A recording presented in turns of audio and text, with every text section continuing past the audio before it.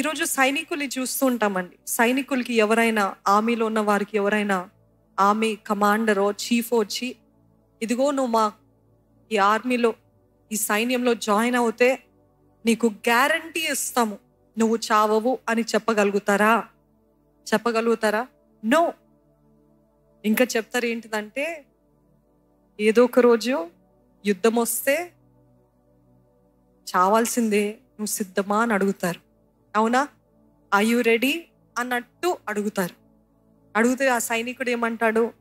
చావైనా నేను సిద్ధమే, కానీ నా దేశాన్ని నేను కాపాడుకుంటా. I'm very patriotic, I love my country అని పోరాడేవారు. I love my kingdom, I love my king అని ఆ రోజుల్లో పోరాడేవారు. మరి మనం అందరం ఎవరు ఈరోజు? ఆయన సైన్యములో సైనికులమే. We all are soldiers of Christ. అవునా? లేకపోతే నేను అబద్ధం ఆడుతున్నానా? ఎవరైనా ఉన్నారా అండి? ఉన్నారా? అయితే చెప్పండి, యేసు మహారాజుకే జై అని చెప్పండి.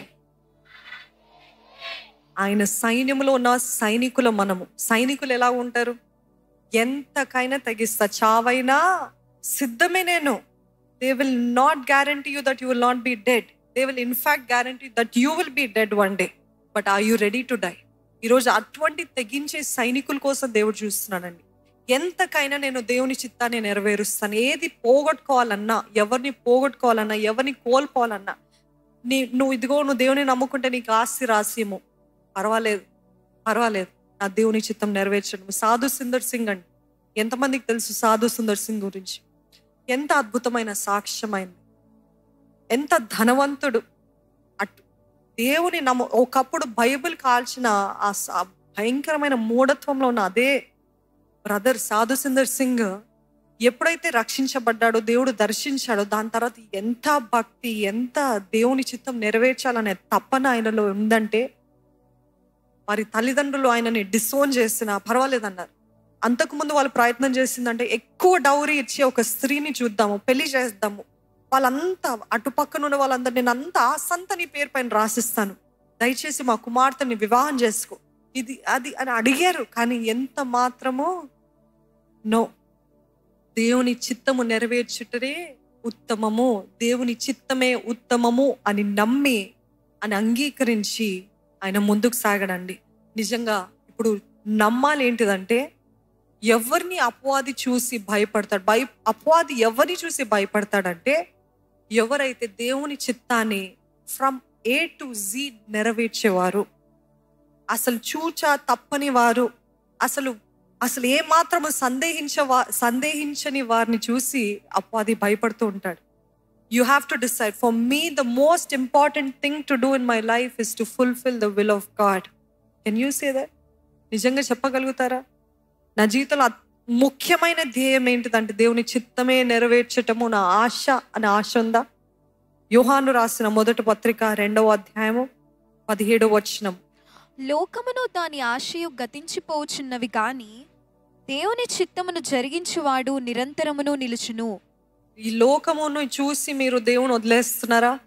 లోకపు మనుషులు, నాకు ఈ భార్య కావాలి, ఈ వ్యక్తే కావాలి, లేకపోతే ఈ భర్తే కావాలి, లేకపోతే ఇదే కావాలి, ఇదే వ్యాపారం, ఇదే I don't know what, but చాలా మంది లోకాన్ని చూసి దేవుని చిత్తాన్ని వదిలేస్తున్నారు. ఐ ఛాలెంజ్ యూ, ఇక్కడ దేవుని ఆలయంలో, దేవుని సంఘంగా ఉన్న మీరు అందరూ కూడా దేవుని కంటే ఎక్కువగా దేనికి సమయం కేటాయిస్తున్నారండి?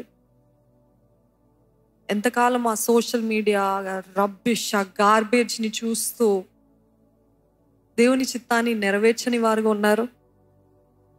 ఎందుకంటే I don't know what else is tempting you today. ఈరోజు ఒకవేళ పర స్త్రీలు కాదు, లేకపోతే పర పురుషులు కాదు, నేను అవన్నీ చేయను, కానీ గంటల తరబడి నేను సోషల్ మీడియా పైనే ఉంటాను, రాత్రి పగలు అదే చూస్తాను, తెలియకుండా నేను సమయం అయిపోతుంది అని ఎంతో బాధ, వేదన, ఇదెంతో భారంగా చెప్తున్నాను. ఈరోజు మీరు అనుకుంటున్నారు, నేనేం తప్పు చూడట్లేదు, దేవుని చిత్తం ఏంటో తెలిసి దేవునికి ఏది ఇష్టమో తెలిసి అది చేయకపోవడమే పాపం అని ఉంది. అవునా? యాకోబు పత్రికలో ఆయనకి ఏది ఇష్టమని తెలిసి అది చేయకపోతే అది కూడా పాపమే అంట. ఈరోజు ఎంత సమయం కేటాయిస్తున్నారు, ఎంతగా పరిశుద్ధాత్మ దేవుని దుఃఖపరుస్తున్నారు తెలుసా? మీకు అర్థం కావట్లే. అంత సమయము సోషల్ మీడియా అంటూ, చెత్త అంటూ, ఇవన్నీ చూస్తూ ఎంత సమయాన్ని వృధా పరుస్తున్నారంటే, ఆ సమయాన్ని మీరు దేవుని కోసం ఇన్వెస్ట్ చేసినట్లయితే, ఇన్వెస్ట్ అన్న మాట వాడుతున్నాను ఎందుకంటే ఇట్ ఈస్ అన్ ఇన్వెస్ట్మెంట్. మీరు చదువుతున్న బైబిల్ అది వృధా కాదు. మీరు ప్రార్థన చేసే సమయము వృధాగా పోవట్లేదు. మీరు విడుస్తున్న కన్నీరు బొట్టు కూడా ఇన్వెస్ట్మెంటే. నమ్మిన వారు ఉంటే హల్లెలూయా చెప్పండి. It is an investment. I know, I have seen, I have experience. What ever before my marriage I invested time in God. ఈరోజు దాని ప్రతిఫలం చూస్తున్నాను. ఈరోజు రూఢిగా చెప్పగలుగుతున్నాను, ఆ 3 సంవత్సరాలు 4 సంవత్సరాలు వృధా పోలేదు. ఆ రోజు ఫౌండేషన్ ఈ రోజు నడిపిస్తుంది. ఆ రోజు దేవునితోటే అతుక్కొని ఉండే పరిస్థితుల్లో ఈరోజు దాని ప్రతిఫలం చూస్తున్నాను అని ధైర్యంగా చెప్పగలుగుతున్నాను. I'm telling it is an investment.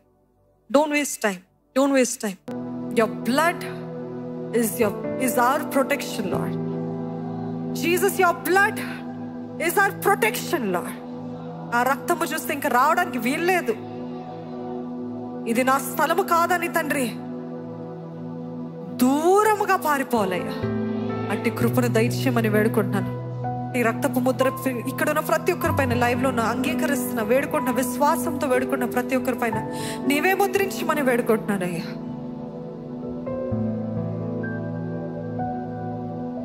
మనమందరం ఒక్కసారి కలిసి చెప్తామండి, యేసు రక్తమే జయము. విశ్వాసముతో పలుకుదామా, యేసు రక్తమే జయము, యేసు రక్తమే జయము, యేసు రక్తమే జయము, యేసు రక్తమే జయము. అపవాది క్రియలన్నీ లయమైపోవును గాక. ఆమేన్, ఆమేన్, ఆమేన్. దేవా, ఇప్పుడు పలికిన సాక్ష్యము బట్టి, ఇప్పుడు వారు పలికిన విధానము బట్టి దేవా, నీవే వారి నోటి మాటలు ముద్రించయ్యా. తామిచ్చిన సాక్ష్యాన్ని బట్టి, గొర్రెపిల్ల రక్తమును బట్టి వారు అపవాదిని జయించారు అని నీ మాట నెరవేర్చమని వేడుకుంటున్నాను. ఇక్కడ ఉన్న ప్రతి ఒక్కరిని జయశీలుగా మార్చమని వేడుకున్నాను.